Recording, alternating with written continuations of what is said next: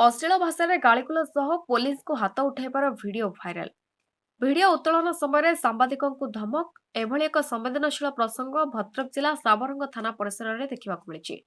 निशाशक्त अवस्था से थानार कनेस्टेबल विश्वरंजन दलई थाना परिसर में अश्लील भाषा में गाड़ीगुलज कर देखा मिलता एवं एही समय अन्य पुलिस कर्मचारी रोकवा उद्यम करथिबा बेले से सेमानक उपरकु हाथ उठाई। शेष में 3 जण पुलिस मिलित भाव संपृक्त कनेस्टेबल को थाना भितर को नहीं जाउथिबार भिडियो बारी होछि। एही घटना को नहीं सांबादिक थानार आईआईसी को मतामत लोड़ी।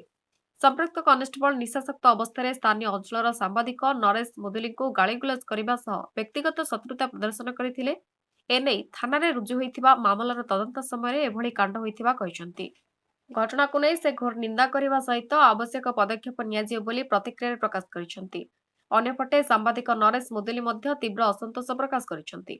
2 दिन तले संपृक्त कनेस्टेबल निशाशक्त अवस्था मद दुकान सम्मुखें रोला करुथिले, जार फोटो और वीडियो संग्रह करुथिबा बेले कनेस्टेबल जनक तांको अश्लील भाषा में गाड़ीगुलज करथिले।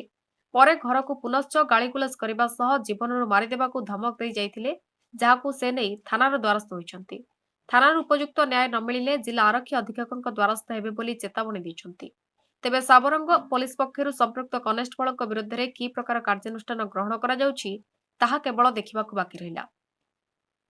भद्रकरू पुनील सामंतक रिपोर्ट, आपणक खबर। अधिक खबर पाई आम चैनल को लाइक शेयर एंड सब्सक्राइब करंतु।